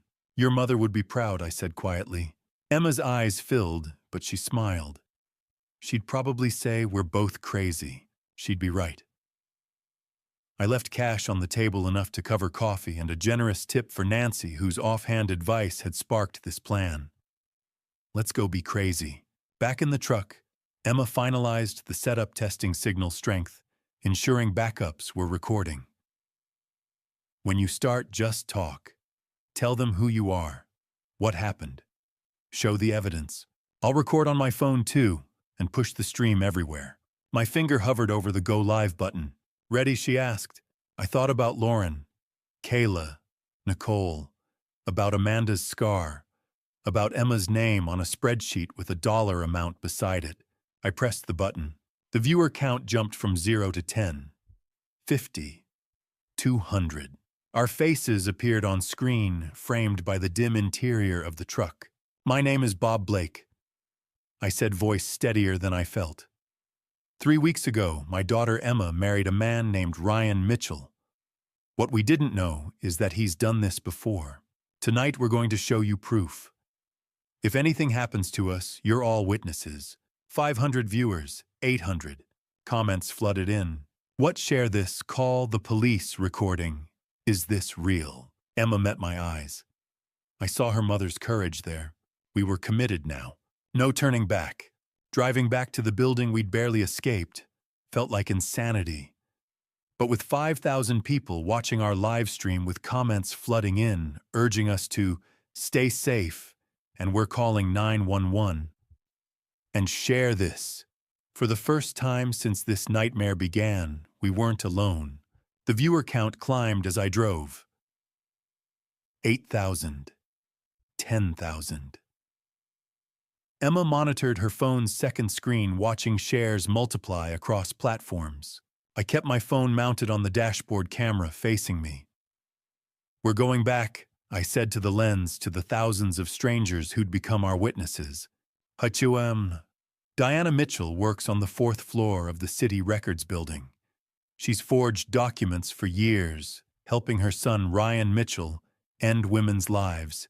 and steal their money. The comments scrolled past faster than I could read. "This is insane! Someone screen record this. Calling Seattle PD now. Share, share, share. 12,000 viewers." We pulled up in front of the building. Lights blazed on the fourth floor. Diana was still there, probably destroying evidence after Ryan's panicked call about our break-in. "Show them the evidence," I said to Emma. She held up her phone to my camera, cycling through the photos we'd taken. Lauren King's forged marriage certificate, Kayla Roberts' falsified death report, Nicole Turner's manipulated property transfers. Each document appeared on screen for millions of pixels to capture and preserve. We entered through the main entrance this time. No sneaking, no shadows. This was public. Carl stood behind his security desk, his face registering shock as we walked in. "Mr. Blake, you can't..." I turned my camera toward him. "This is Carl building security. Carl, 12,000 people are watching right now. We're going up to the fourth floor." Carl's eyes went to the phone, to the little red recording indicator to my face. I saw the calculation happen in real time, physically stopping us while thousands watched, versus letting us pass and claiming he'd been overwhelmed. He stepped aside. The elevator ride up felt eternal. Emma read comments aloud, her voice steady despite her shaking hands. "Someone says the FBI is getting involved." Another person tagged the Seattle Police Department. "Local news stations are being notified." 15,000 viewers. The elevator chimed. Fourth floor. The corridor stretched ahead of us, fluorescent lights humming their familiar tune. Room 412's door stood ajar, light spilling into the hallway. From inside came the mechanical whir of a paper shredder working overtime. I pushed the door open, camera first. Diana Mitchell stood at her shredder, feeding documents into its mechanical teeth. Papers littered the floor around her, torn folders, scattered photographs, the desperate detritus of someone trying to erase their crimes. She looked up at the sound of our entrance. Her eyes found the camera, found the little red light. Her face went pale. "What are you doing?" Her voice was small, tight with fear. 15,000 people are watching this, Diana. I kept my voice calm, steady. "Want to tell them about Lauren King?" Get out." She tried for authority, but it came out shrill. "This is private property. You're trespassing. I'll call the police." "Please do." Emma stepped forward, her phone raised to show Diana the screen. 15,000 witnesses, all of them recording. My name was supposed to be next, wasn't it, Emma Blake? "Target number 4. Diana's eyes darted between us, the cameras, the door. Trapped. "Kayla Roberts." Emma continued, her voice hard. "Nicole Turner." Should I keep going? Diana lunged for my phone. I stepped back, keeping the camera steady as she stumbled forward. "You can't do this." True panic, now her composure shredding as fast as the papers she'd been destroying. "You don't understand what you're..." To everyone watching, I said, addressing the camera, the thousands of faces I couldn't see but knew were there. Diana Mitchell has been forging government documents for years. Her son, Ryan Mitchell, has ended 3 women's lives over the past decade. We have evidence, marriage certificates, death records, property transfers, all of it falsified. It's backed up in multiple cloud locations. Diana. I turned to face her directly. It's over. She was shaking now, actually. Shaking, her carefully maintained facade crumbling. "You don't understand. Vincent Shaw will..." She stopped. Her eyes went wide, fixed on something behind me. I heard them then. Footsteps in the corridor. Not Carl's uncertain shuffle. Not Ryan's angry rush. These were measured, confident, unhurried. The footsteps of someone who controlled situations rather than reacting to them. A voice I recognized, Henry Foster's voice, but stripped of its elderly tremor, deeper and stronger, spoke from the doorway. "Yes, Diana, please do tell them about Vincent Shaw." I turned, keeping my camera steady. 18,000 viewers now. 18,000 witnesses. The man in the doorway looked like the elderly stranger who'd pressed a warning note into my hand at that restaurant 3 weeks ago. But the way he stood, the way he moved, the cold calculation in his eyes, this wasn't a frightened old man trying to save lives. This was the predator who'd taught Ryan Mitchell everything he knew. "Hello, Bob." Vincent Shaw dropped all pretense, his voice smooth and professional. His eyes found the camera, assessed the little red light, the viewer count visible on my screen. "I trust we have an audience." Behind me, Diana made a small, strangled sound. 18,000 and climbing. Emma said, her voice steadier than mine would have been. Vincent smiled, not the warm smile of Henry Foster, but something colder, more calculating. He stepped fully into the room, and I saw he wasn't alone. 2 men followed him, their suits expensive, their faces impassive. Not muscle exactly. More like attorneys or accountants. The kind of people who made problems disappear with paperwork rather than violence. Excellent.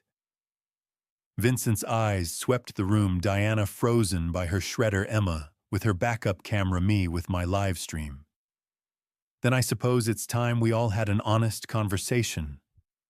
He looked directly into my camera, into the eyes of 18,000 strangers, and smiled.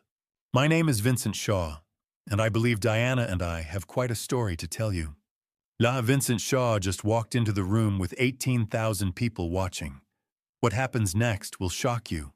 But before we continue, drop a comment right now with the number 1 if you're still here with me, or type "justice" if you think he's about to get what he deserves. I need to know you're still listening. And a quick note, the story ahead contains some dramatized elements for educational purposes. If that's not for you, feel free to stop here. No judgment. But if you're ready to see how this ends, let's get back to what Vincent said next. The transformation was complete. Gone was the frightened old man who'd pressed that folded paper into my hand at the restaurant. In his place stood the predator who'd hunted in Seattle for 15 years. Vincent Shaw walked into Diana's office with 3 men flanking him. Cole, Jake, and Nick, all in dark suits that screamed expensive attorney or high-level accountant. Not muscle. Something worse. The kind of people who made problems disappear with paperwork. I kept my camera pointed at Vincent's face. 20,000 people are watching Vincent. Say hello. He glanced at my phone, registered the viewer count, frowned slightly, but his confidence never wavered. That was his mistake. He didn't understand what 20,000 witnesses meant in the age of digital permanence. A slight smile. Impressive, Bob. But you're still thinking too small. Diana started to speak. Vincent, what are you? Quiet, Diana. He didn't even look at her. Your amateur operation is over. He turned his attention back to me, to the camera, to the audience he still didn't fully comprehend. You played your part perfectly, Bob. The angry father, desperate to save his daughter. I gave you just enough information to tear Diana apart. The address, the victims' names, the pattern. Everything you needed to destroy her credibility and operations. You used us, Emma said, her voice tight. So, of course I did. Vincent's tone suggested this should be obvious. Diana's sloppiness was attracting federal attention. Bad for my business. I needed her gone, but it had to be clean. No connection to me. And then Bob Blake appeared, construction worker, no criminal record, acting purely from paternal love. Perfect. 25,000 viewers. The number kept climbing. You're confessing, I said quietly, in front of 25,000 people. Vincent's laugh was genuinely amused.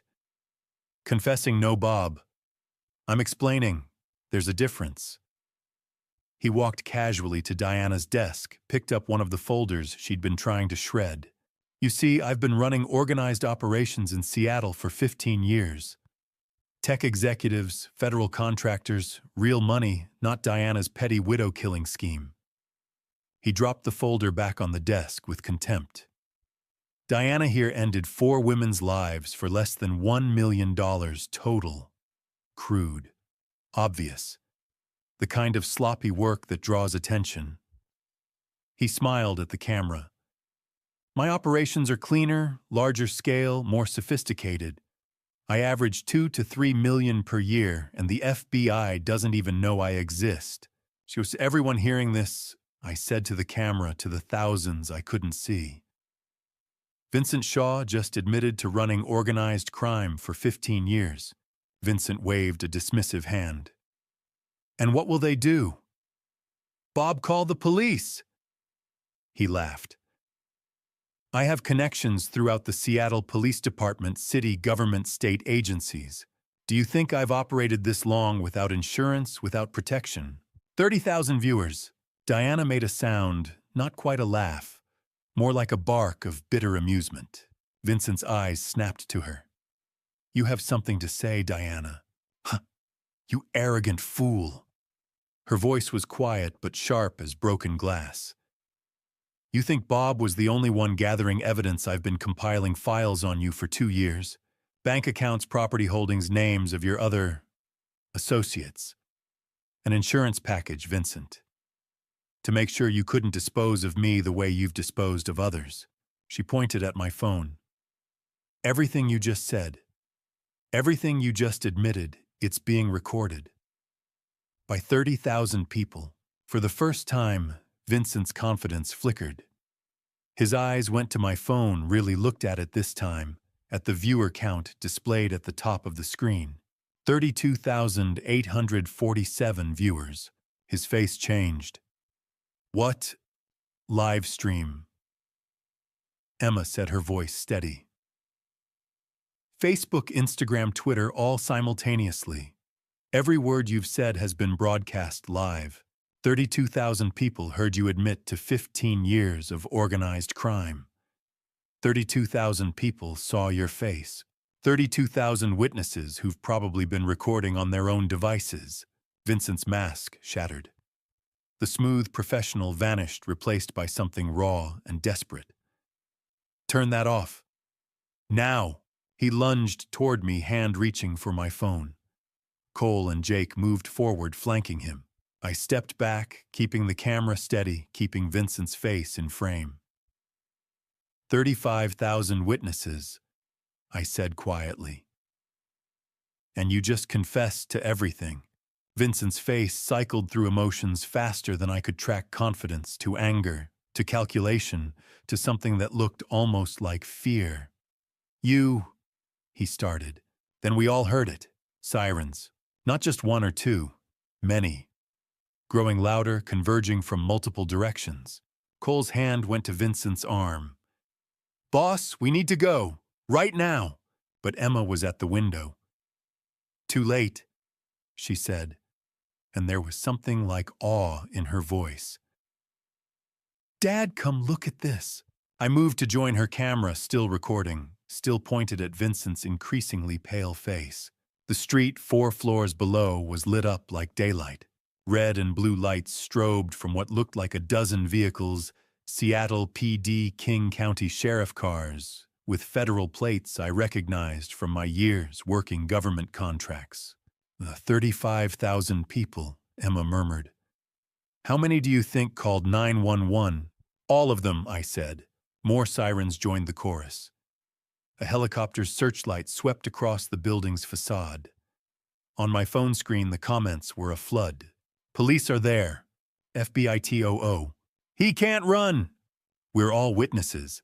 Vincent stood frozen, watching his empire collapse in real time.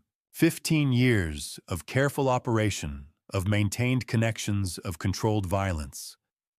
All of it undone in 5 minutes of overconfident confession to an audience he'd fatally underestimated. When you did this, he said to me, and his voice was hollow. You actually did this. No, I said, keeping the camera steady on his face. You did this. I just made sure everyone could see. Below, I heard the main entrance doors slam open. Footsteps in the stairwell, many footsteps organized and purposeful. The tactical teams were coming. For 15 years, Vincent Shaw had hidden behind layers of intermediaries and corrupt officials. 5 minutes of arrogance on camera destroyed it all. He stared at my phone at the viewer count, still climbing 38,293. His face had gone from confident to calculating to something approaching horror as the magnitude of his mistake finally registered. I kept the camera steady, kept narrating for the stream. To everyone watching, Vincent Shaw just admitted to running organized crime in Seattle for 15 years. Diana Mitchell forged government records and helped her son Ryan Mitchell end women's lives. All evidence is backed up in multiple secure locations. The comments flooded past. FBI has been called. Recorded everything. Sharing everywhere. Vincent's eyes snapped to Cole. Get that phone. Cole moved forward, but I was already backing toward the door, camera still on them. Emma stayed beside me. You touch us. Emma said, her voice steady. 40,000 people will see. Jake and Nick exchanged glances, neither moving. Smart enough to recognize a no-win situation. Diana started laughing high and bitter. We're all finished. All of us. Shut up, Diana, Vincent snapped. 15 years, Vincent. Diana's laugh turned dark. 15 years you stayed hidden. 5 minutes and you destroyed yourself. The sirens were directly outside now. Through the window, the street blazed with red and blue strobes from 24 vehicles. Car doors slammed. Radio chatter echoed. The organized chaos of a major police response. Heavy footsteps thundered up the stairwell, many of them moving fast but coordinated. Vincent's control cracked. This isn't over. I have lawyers' connections. You had connections, I said quietly. Now you have 50,000 witnesses. The door burst open. Seattle police hands where we can see them. Officer Johnson led the tactical team through the door, Sergeant Cooper behind him. More officers poured in, securing the room with practiced efficiency. Vincent Shaw, Sergeant Cooper's voice carried authority. Vincent's face cycled through rage, defeat, calculation before settling into cold resignation. He slowly raised his hands. Cole, Jake, and Nick were smarter. Their hands went up immediately. Diana raised hers too, but she was smiling, a dark, satisfied smile. Bob Blake, Emma Blake. Officer Johnson found us by the window. That's us, I said. Still live streaming, 53,000 people watching. Johnson nodded. We've been getting hundreds of calls. FBI's on their way. Sergeant Cooper moved to Vincent, pulling out handcuffs. Vincent Shaw, Diana Mitchell. You're under arrest for conspiracy extortion accessory to multiple counts. He continued reading rights while the tactical team cuffed Vincent, then Diana, then Cole. Jake and Nick, I kept filming. Everyone watching arrests are being made. Vincent Shaw, Diana Mitchell, and 3 associates, Cole, Jake, and Nick, are in custody. The Mr. Blake. Officer Johnson said, other individuals involved. Ryan Mitchell, I said immediately. Diana's son, his apartment. I provided the address, watching Johnson relay it into his radio. Units already en route. Emma sagged against me, tension finally breaking. Dad, is it really over? Vincent Shaw, being led past us in handcuffs, stopped. Looked directly at me. Then at my phone, still streaming to 58,000 witnesses. Oh, you think you won? His voice was quiet, more dangerous than rage. You just made yourself a target for everyone who worked for me.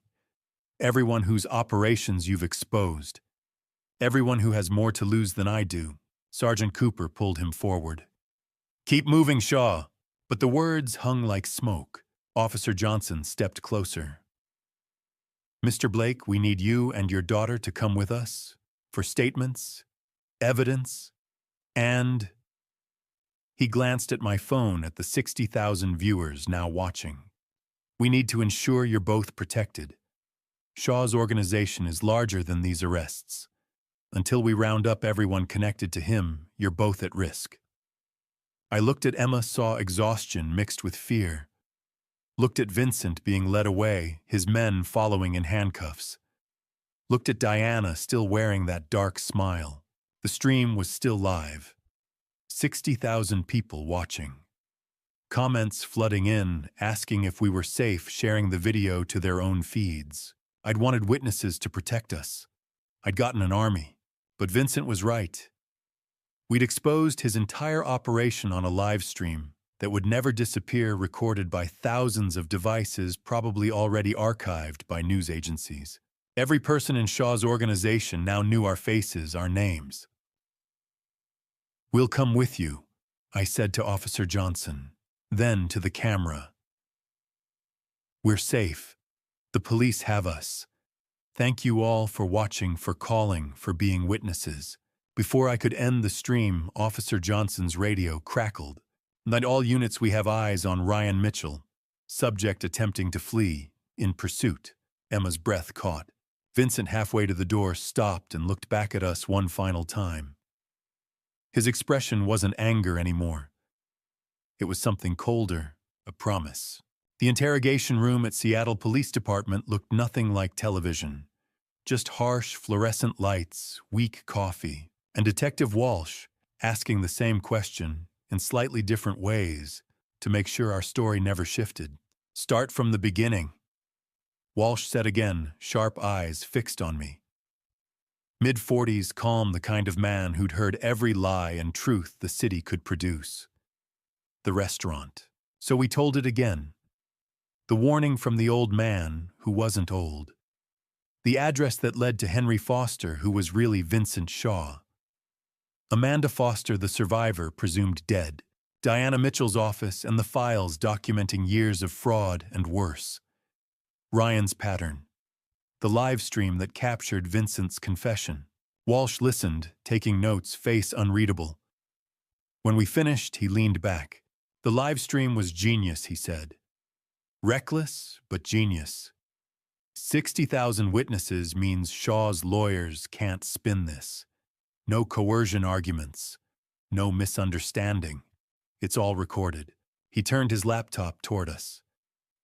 The video had already crossed 2 million views and was climbing. News outlets were reposting it. Legal analysts were dissecting it in real time. FBI's involved. Walsh continued. District attorneys drafting charges. Conspiracy, extortion, fraud, accessory to murder. Diana Mitchell's facing similar counts, plus forgery of government documents. He paused. We picked up Ryan Mitchell at 2:47 a.m. He was packing to run. Emma let out a breath she'd been holding for hours. "He's charged with 3 counts of murder and conspiracy," Walsh said. Diana's files gave us everything. Dates, methods, financial trails. Lauren King, Kayla Roberts, Nicole Turner. Their families will finally have answers. Another detective entered with an evidence log. Photos, databases, documents secured. Chain of custody documented. Walsh nodded. "You two did dangerous work. Probably traumatic. But good." "Amanda," I asked. "She's here, giving her statement. She asked to see you." 20 minutes later, Amanda stepped into the room. Her eyes were red but steady. "You did it," she said softly. Emma stood and hugged her. 2 survivors, I realized. Both had faced Ryan and lived. Both had chosen to fight. "Lauren, Kayla, Nicole," Amanda whispered. "They'll finally have justice." Walsh addressed her gently. "Witness Protection Program is offering placement if you want it. Shaw's network is large. We're still identifying names, but we're dismantling it quickly." By 4 a.m., Walsh updated us 7 more arrests tied to Vincent Shaw. Names from Diana's files, associates identified through financial trails. A 15-year empire collapsing in hours. By 5 a.m., FBI agents were seizing Diana's downtown office and raiding properties Vincent had maintained under different identities, including the house we'd visited. "You can go home," Walsh said at last. "We'll assign officers to watch your place for a few days." Shaw made threats. We take those seriously. We stepped outside as dawn broke over Seattle. The sky shifted from black to deep blue. The city resumed its routine, unaware how much had changed. News vans lined the street. Reporters surged forward. Mr. Blake, Emma, how did you know to live stream? Were you afraid? What do you want people to know? Officers formed a corridor and escorted us to my truck. We said nothing. The video spoke loudly enough. Inside, Emma leaned against the passenger door. Dad, she asked quietly, is it really over? I thought about Vincent's threats, about others in his network who might still resent us. But I also thought about 60,000 live witnesses, about millions more who had watched afterward, about federal agents and prosecutors now holding airtight evidence. Yes, I said, it's over. You're safe. She closed her eyes and fell asleep within minutes. My phone buzzed non-stop as I drove through quiet streets, messages from old friends, former clients, men I'd worked construction with decades ago. All had seen the stream or the news. One message stood out. From Amanda. Thank you for believing, for fighting, for not giving up. You gave me back something I thought I'd lost forever. I didn't know how to answer, so I saved it. By the time we pulled into our driveway, the sun was fully up. Emma woke as I cut the engine, disoriented for a moment before memory returned. We're home, I said. We walked inside. The house looked the same. The furniture Sarah had chosen, the photos lining the walls, the kitchen table where I'd built so many things over the years. Yet everything felt different. 3 weeks ago, Emma had been a newlywed, beginning what she thought was a happy life. Now she was a survivor, someone who had faced a predator and lived. I had learned something about fatherhood. Protecting your child doesn't always mean shielding them from danger. Sometimes it means trusting them to stand beside you in the fight. My phone buzzed again. A news alert. Seattle crime boss confesses live viral stream topples criminal empire. 6 million views. 60,000 witnesses had become 6 million. By tomorrow, maybe 10. By next week, who knew? Justice, it turned out, needed an audience. A week later, sitting in my living room with morning coffee, I watched the news coverage of Vincent Shaw's arraignment. Strange to see this man, the architect of so much pain, in an orange jumpsuit, facing life in prison. The nightmare was over, but the lessons, those would last forever. Emma came by that morning. She looked stronger, the haunted look in her eyes beginning to fade. We talked about the red flags I'd almost ignored. Ryan had handled all the paperwork. I should have asked why he needed to control everything, I said. Everything moved too fast.